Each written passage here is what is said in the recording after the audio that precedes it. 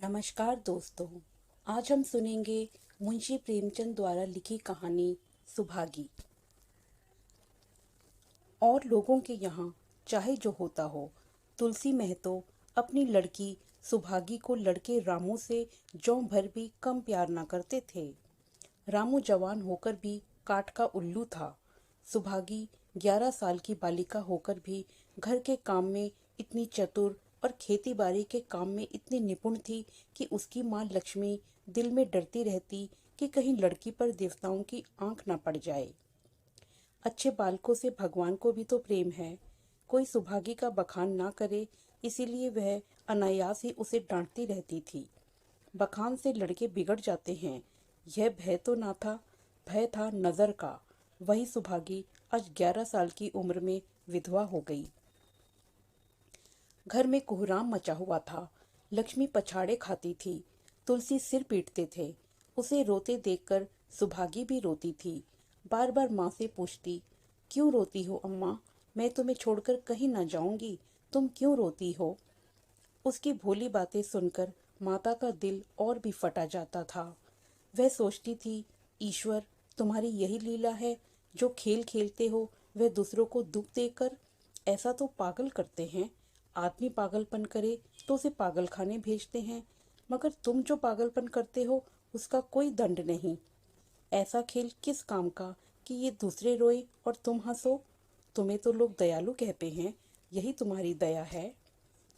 और सुभागी क्या सोच रही थी? उसके पास कोठरी भर रुपए होते तो वह उन्हें छिपाकर रख देती। फिर एक दिन चुपके से बाजार चली जाती और अम्मा के लिए अच्छे अच्छे कपड़े लाती। दादा जब कभी बाकी मांगने आते तो चट से रुपए निकाल कर दे देती। अम्मा दादा कितने खुश होते। जब सुभागी जवान हुई तो लोग तुलसी महतो पर दबाव डालने लगे कि लड़की का घर कहीं कर दो। जवान लड़की का यूं फिरना ठीक नहीं। जब हमारी बिरादरी में इसकी कोई निंदा नहीं है तो क्यों सोच विचार करते हो? तुलसी ने कहा, भाई मैं तो तैयार हूँ, लेकिन सुभागी भी माने। वह किसी तरह राजी नहीं होती। हरिहर ने सुभागी को समझाकर कहा, बेटी, हम तेरे भले को ही कहते हैं। माँ बाप अब बूढ़े हुए, उनका क्या भरोसा? तुम इस तरह कब तक बैठी रहोगी?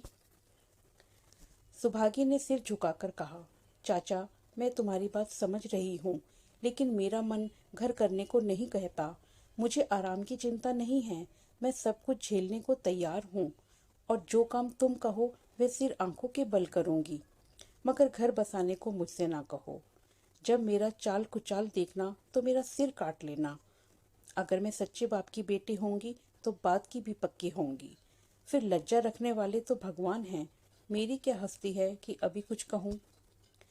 उज्जड रामू बोला, तुम अगर सोचती हो कि भैया कमावेंगे और मैं बैठी मौज करूंगी तो इस भरोसे ना रहना, यहाँ किसी ने जन्म भर का ठेका नहीं लिया है।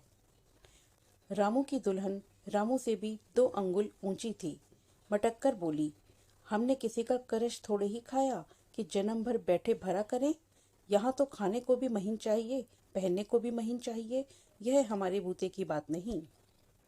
सुभागी ने गर्व से भरे हुए स्वर में कहा, भाभी, मैंने तुम्हारा आसरा कभी नहीं किया, और भगवान ने चाहा तो कभी करूंगी भी नहीं। तुम अपनी देखो, मेरी चिंता ना करो। मुंह की दुल्हन को जब मालूम हो गया कि सुभागी घर ना करेगी तो और भी उसके सिर हो गई। हमेशा एक ना एक खुचड़ लगाए रखती। उसे रुलाने में तो जैसे उसको मजा आता था।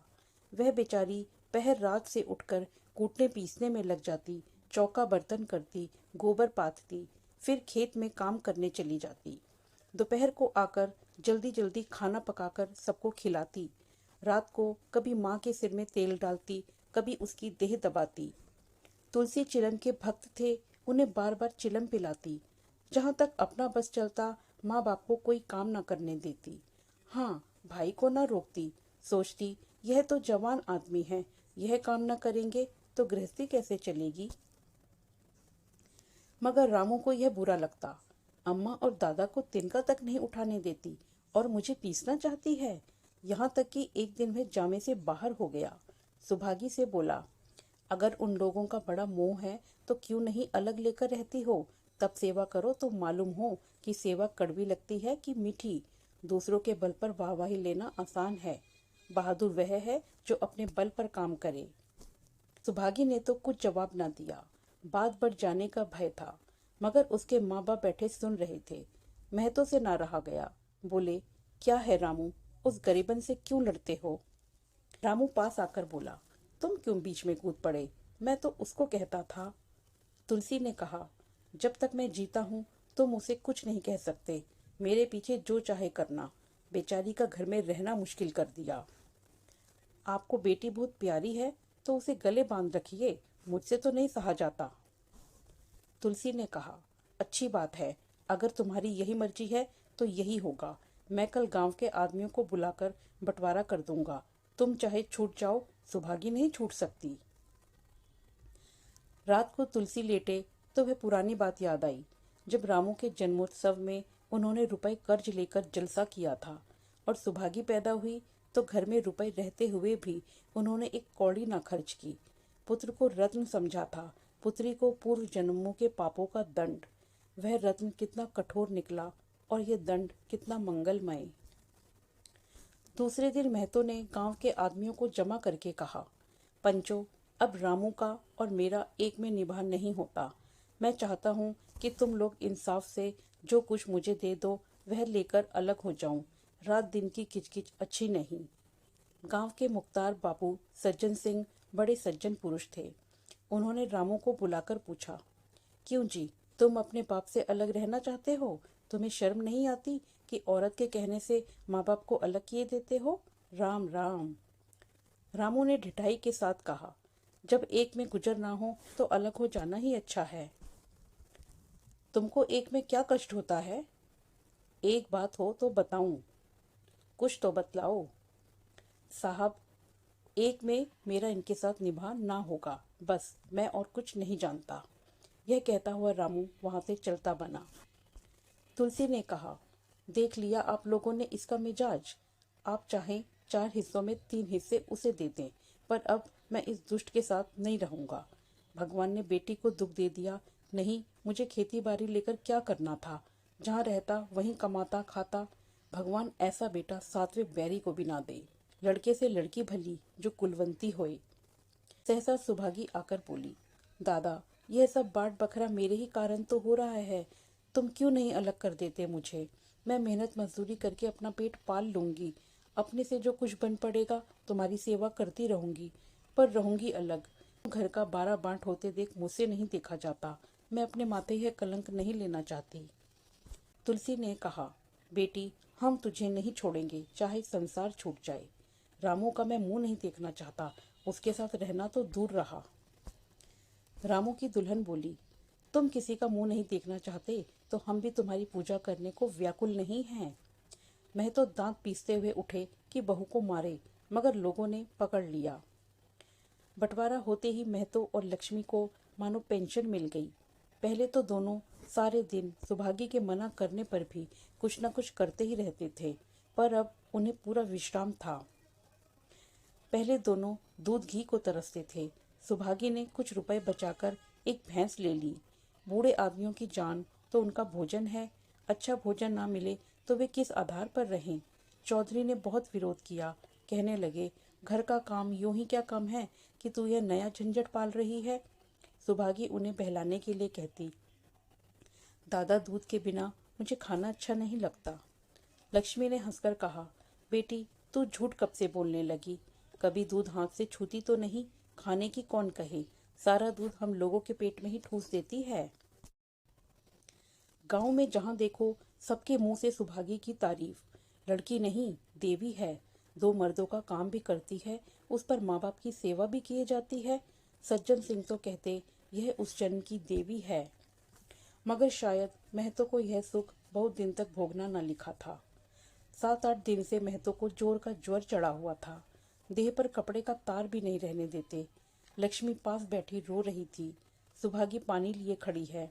अभी एक क्षण पहले महतो ने पानी मांगा था, पर जब तक वह पानी लावे उनका जी डूब गया और हाथ पांव ठंडे हो गए। सुभागी उनकी यह दशा देखते ही रामू के घर गई और बोली, भैया चलो, देखो आज दादा ना जाने कैसे हुए जाते हैं, 7 दिन से ज्वर नहीं उतरा। रामू ने चारपाई पर लेटे लेटे कहा, तो क्या मैं डॉक्टर हकीम हूँ कि देखने चलूं?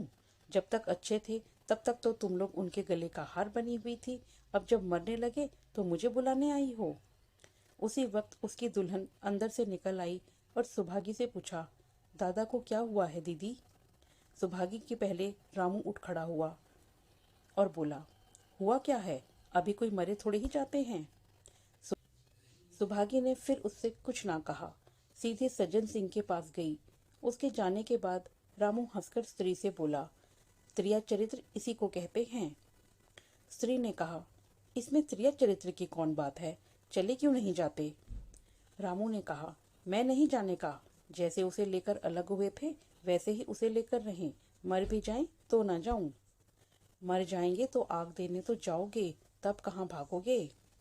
रामू ने कहा, कभी नहीं, सब कुछ उनकी प्यारी सुभागी कर लेगी।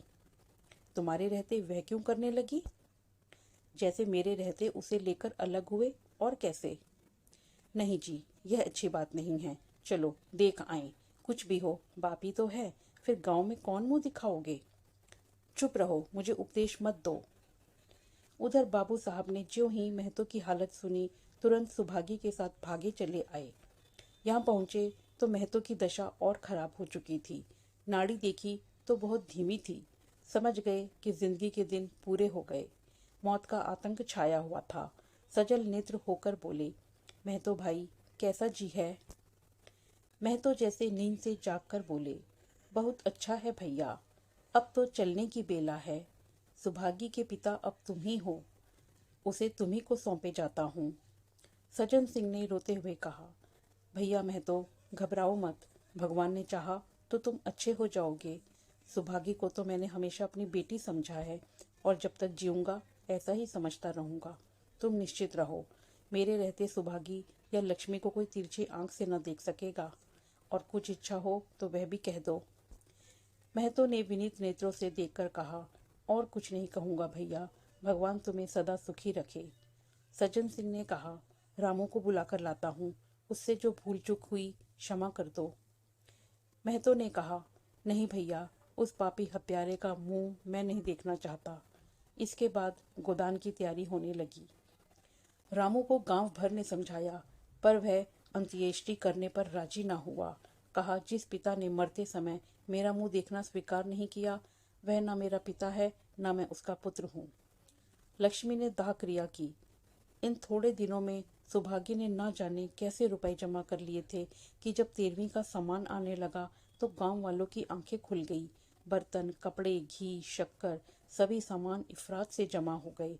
रामू देख देख जलता था और सुभागी उसे जलाने के लिए सबको वह सामान दिखाती थी। लक्ष्मी ने कहा, बेटी, घर देखकर खर्च करो, अब कोई कमाने वाला नहीं बैठा है, आप ही कुआं खोदना है और पानी पीना है।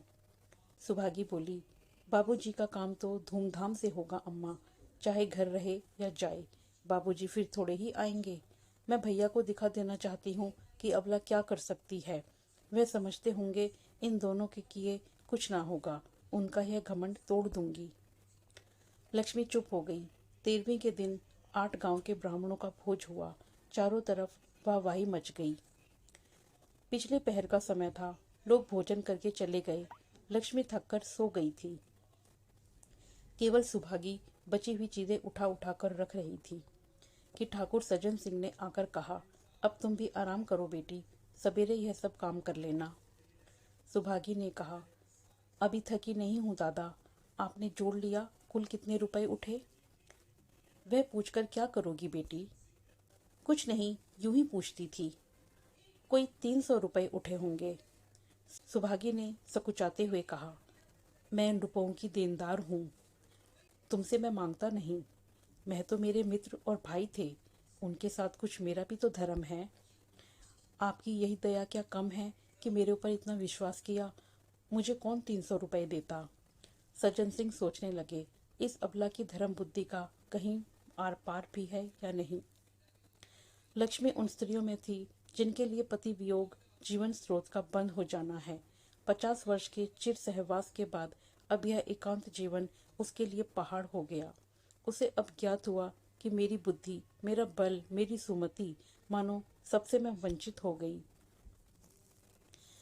उसने कितनी बार ईश्वर से विनती की थी, मुझे स्वामी के सामने उठा लेना, मगर उसने यह विनती स्वीकार न की। मौत पर अपना काबू नहीं तो क्या जीवन पर भी काबू नहीं है? वह लक्ष्मी जो गांव में अपनी बुद्धि के लिए मशहूर थी, जो दूसरों को सीख दिया करती थी, अब पौरही हो गई है। सीधी सी बात करते नहीं बनती। लक्ष्मी का दाना पानी उसी दिन से छूट गया।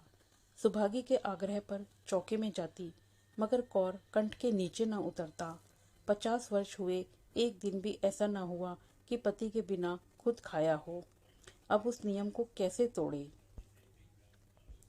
आखिर उसे खांसी आने लगी। दुर्बलता ने जल्द ही खाट पर डाल दिया। सुभागी अब क्या करे? ठाकुर साहब के रुपए चुकाने के लिए दिलो जान से काम करने की जरूरत थी। यहाँ माँ बीमार पड़ गई। अगर बाहर जाए तो माँ अकेली रहती है, उनके पास बैठे तो बाहर का काम कौन करे? माँ की दशा देखकर सुभागी समझ गई कि इनका परवाना भी आ पहुंचा। तो को भी तो यही ज्वर था। गांव में और किसे फुर्सत थी कि दौड़ धूप करता। सज्जन सिंह दोनों वक्त आते, लक्ष्मी को देखते, दवा पिलाते, सुभागी को समझाते और चले जाते।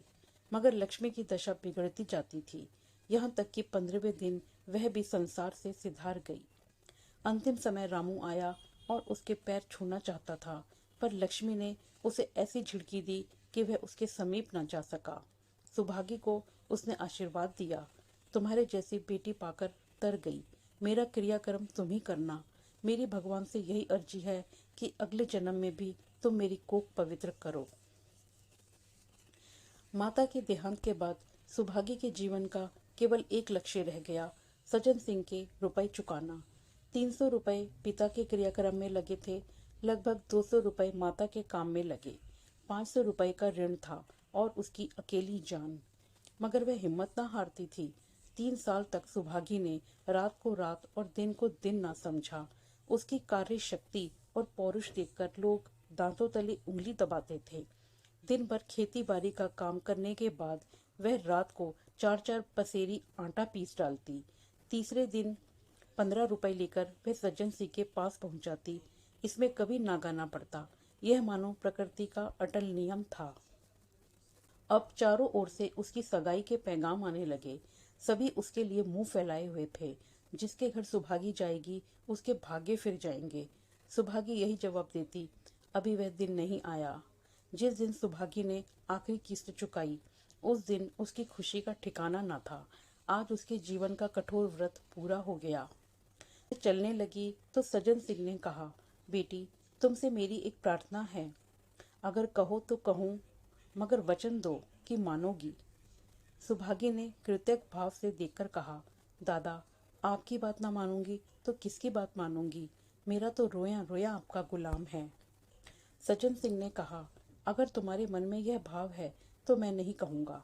मैंने अब तक तुमसे इसलिए नहीं कहा कि तुम अपने को मेरा देनदार समझ रही थी। अब रुपए चुक गए। मेरा तुम्हारे ऊपर कोई एहसान नहीं है, रत्ती भर भी नहीं। अब बोलो, कहूँ? आपकी जो आज्ञा हो। सज्जन सिंह ने कहा, देखो इनकार ना करना, नहीं मैं तुम्हें फिर अपना मुंह ना दिखाऊंगा। क्या आज्ञा है? सज्जन सिंह ने कहा, मेरी इच्छा है कि तुम मेरी बहू बनकर मेरे घर को पवित्र करो। मैं जात पात का कायल हूँ, मगर तुमने मेरे सारे बंधन तोड़ दिए।